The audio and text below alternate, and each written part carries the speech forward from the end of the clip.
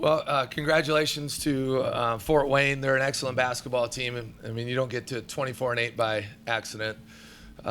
They just put so much pressure on you on the offensive end. They have 5 guys out there that can really shoot it at all times, and obviously they have the player in the year in Max Landis. Proud of our guys. I thought we played hard, competed hard. Just a lot of pivotal moments, a lot of 50-50 balls. We didn't quite finish plays at the rim like we needed to, and then certainly the second half it kind of got away from us. They shoot, 57% in the second half. I thought we made a big charge, got it down to 11, and Landis drills it looked like about a half quarter. I think it was about a 25, 27-footer, and players make plays, and he made some big plays that way. And so too little, too late. But congrats to them.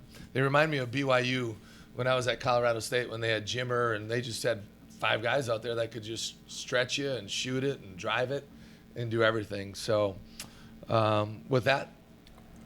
Questions from the media for the student athletes, please.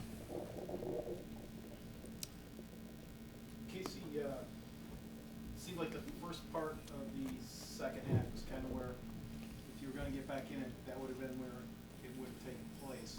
What happened there? I feel like they had an answer for everything that we threw at them, and we tried to crank up the pressure, and they broke the press pretty easily, and just they do such a good job of just spreading other teams out and just finding shooters. And what we wanted to do is try to make Landis and some of those guys finish at the rim, and unfortunately for us, they did that.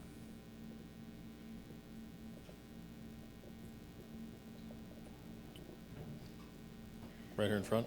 Trey, talk about the last 2 years, obviously coming here, from Williston, you just playing Division I ball, so still a little bit of feeling, just trying to be a guy the last 2 years.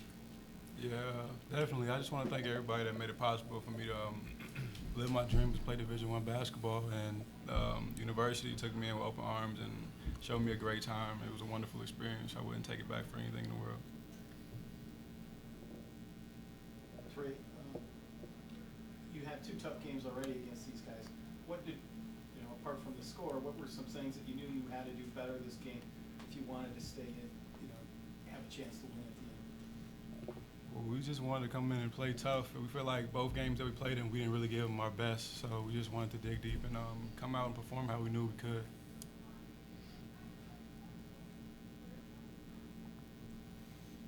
Question right here. Zach Ford, KDLT. Tyler, obviously next year losing some good seniors, going to the new arena. What do you think is going to have to happen to this team to obviously go a bit farther this time next year? Yeah, losing the seniors is going to be huge. I know that. I've been playing with Casey for 4 years, and we definitely developed the chemistry with playing that long. And Burnett and me, 2 years almost with me sitting out. But we're just going to have to play together a lot and learn how we play with each other. And we're just going to have to learn how we can play as a team. Other questions for the student athletes? Casey, you're a basketball guy, for lack of a better term. Looking at the guys on the team right now and looking to the future, is there reason for optimism for the USD program starting next year? No doubt. I think all the pieces are in place. They just got to get the work done. And I know they will. I know a lot of those guys. I know everyone, actually. I think they're going to put forth the work, the necessary work to get a conference title, and that's been, since Coach Smith and the staff got hired, that's been the goal all along. And I know maybe to a lot of you guys and maybe to some fans that it looks like we took a step backward this year, but I thought we really took a step forward. And when we were struggling early on in the season, a lot of people can say that the success that we weren't having was because of this and that, but it wasn't because we didn't go to work and put forth the effort every single day. And I don't think we had a bad practice really all year. Like, I look back to even last year, and there were a lot of practices I would enter the locker room and be like, I don't really think we got better today. And I think you're going to see the results. The work's being put in. I know the staff watches all kinds of film all day long, and I know we got guys that are committed to each other and committed to this program. Down in front. For like in the last 4 years, obviously playing Division I basketball is probably a dream of yours growing up, and you got to play for Ness close to your hometown, so it was nice to be able to do that. Yeah, I'm just thankful for everything. I'm thankful that, first of all, that my parents, gave me the support that I needed to make this decision to go to USD 4 years ago. Seems like it was yesterday. And also for their support to just come. They've traveled so many miles, going all the way back to my AAU tournaments, and just, always being with me, always supporting me. And then this staff for giving me the opportunity, because I'm sure, besides Coach Hansen, because he coached at South Dakota State, I don't know if anyone else on the staff really knew much about me. And it could have been very easy for them to just clean house and just let go of everyone. And they gave me a chance, and I'm really thankful for that. I'm really thankful for the University of South Dakota for giving me a chance, David Herbster and Dave Williams for always believing in me and believing in this staff, because this staff can really get it done. We got time for a couple more questions for the student athletes. Anything else? Okay, gentlemen, thank you very much. We'll go ahead and excuse you back to the locker room.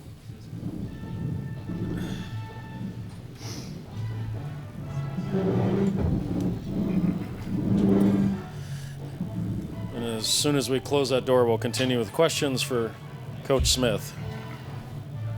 Right, fourth row. Right, was their athleticism the difference tonight? Because sometimes it's hard to coach against a team that's just a bunch of athletes. Yeah, it just what seemed really clear to me throughout the game was they were quicker to every loose ball, every 50-50 ball. I don't know how many times tonight. Early on, we were, I think we had 3 turnovers in the first 4 minutes or whatever. We were just bobbling the ball everywhere, and it was bouncing there. But I just felt like they were the first to every 50-50 ball, any kind of loose ball. And then we just didn't finish plays at the rim. And part of that is toughness. Part of that's certainly execution, but part of that's athleticism too. And it was just glaring. We had so many chances to make a play, and we just didn't make the play, and they did, and you got to give them credit. A big thing at halftime, we made a couple minor adjustments. We cut it to 6, and I think they had it up to 12. And then Joe Reed for them makes back to 2 big threes. They jump out to a 7-0 run to start the half. And certainly we had some chances, like I said, cutting it down to 11. But yeah, that's a hard thing to teach. Instincts are a big thing in any sport, but certainly basketball, when you're offense to defense to offense to defense, offense to and the clock isn't stopping, and so you got to be multidimensional. And then us not finishing plays at the rim. And that was a big thing we showed our guys the first 2 games is we don't make some plays at the rim, and so when you miss a layup, a lot of times you give up a layup, or you miss a layup and now you're kind of discombobulated in transition defense. And the way they play, they're zipping it up the court, and all the pressure they put on you made 3. And we showed a lot of tape on that stuff. But at the end of the day, yeah, it's a hard thing to go against. Right here, second row. Coach Ian Frazier with the Argus Theater. With Max Landis, and oh my gosh, I'm sorry, got the other guy, but just name them: Concher, Stewart, Reed. Concher, yeah. With Landis and Concher, their game's not a secret. Max scores a lot of points. Concher gets a lot of boards. Yeah.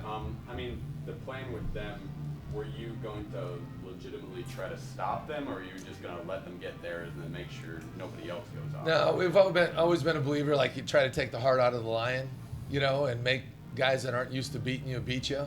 Certainly, we felt like with those guys, Landis there's a reason he's a player of the year, right? And honestly, when I say this, and I know we kind of jack around, I think February 4th when he had 44 on us, I was saying a little bit tongue-in-cheek, but not really, that he plays a little bit like Steph Curry or Jimmer Fredette when he was at BYU. You try to give him a lot of different looks, and we tried a lot more things tonight.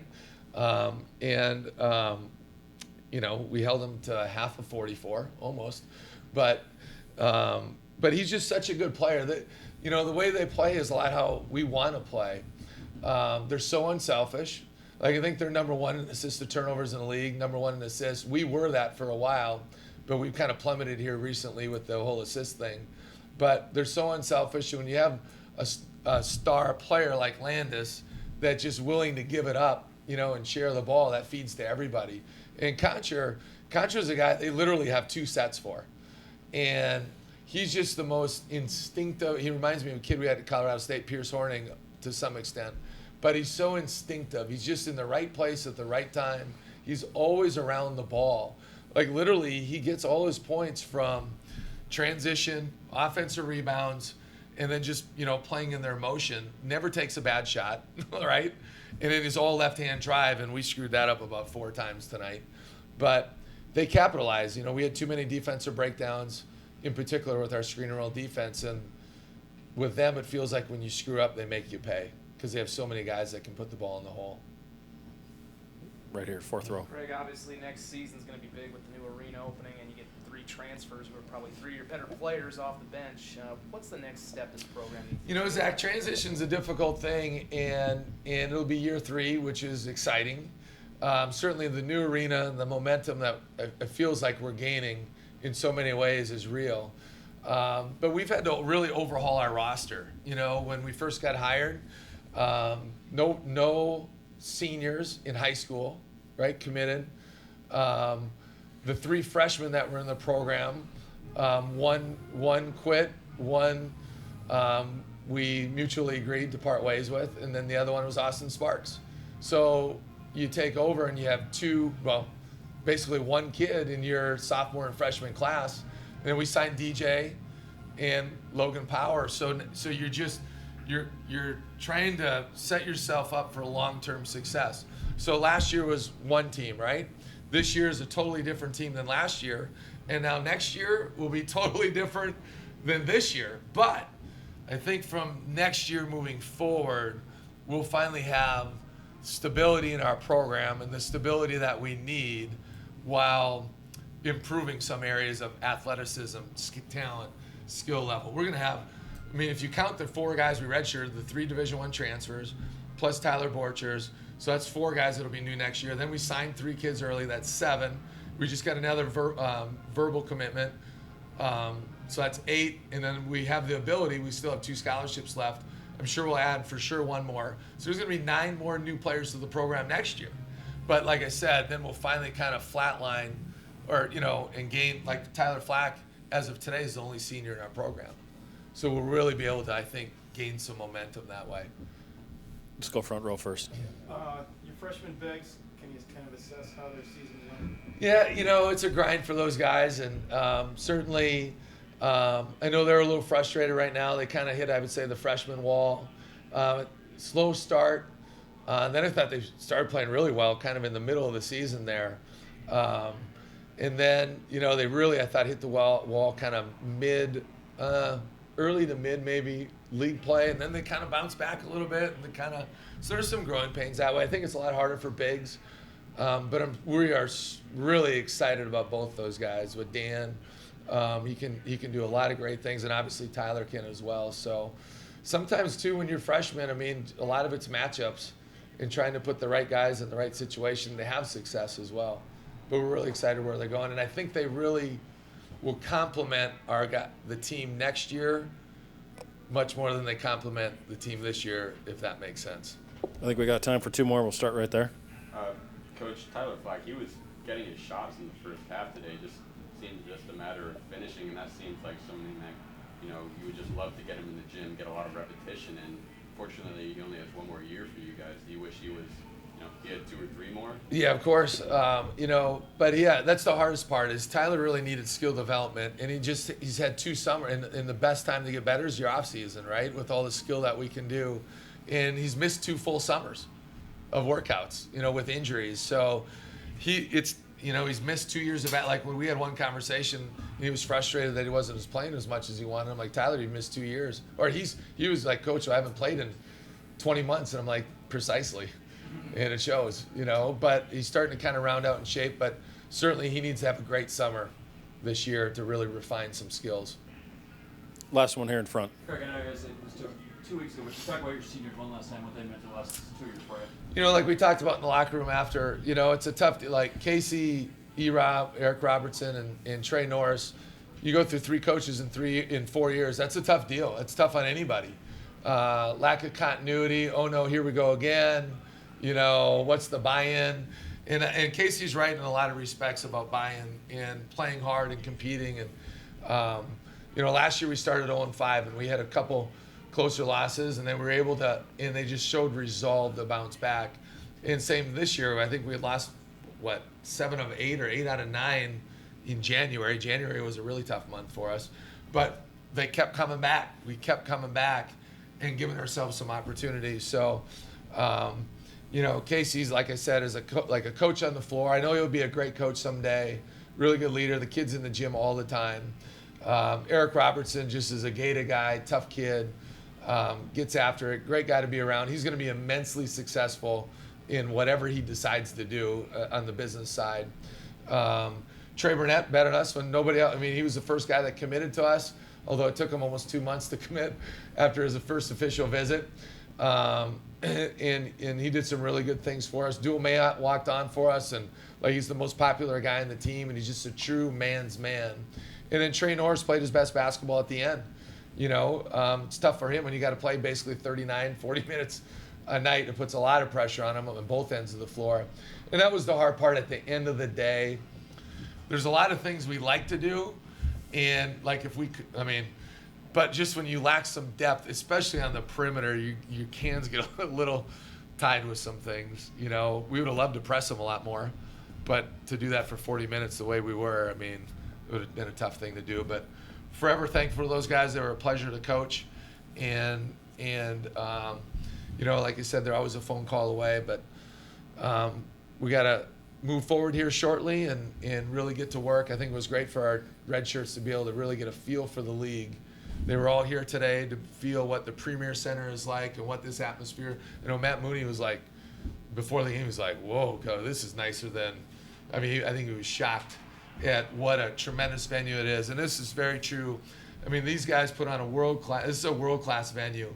And the hospitality is absolutely tremendous here. And the Summit League and this tournament is truly the league is a league on the rise. When you are ranked, 10, 9, as high as 9, 10 and 11 almost all year, that speaks to, truly how dang good this league is, and the commitment that administrators across the league are making.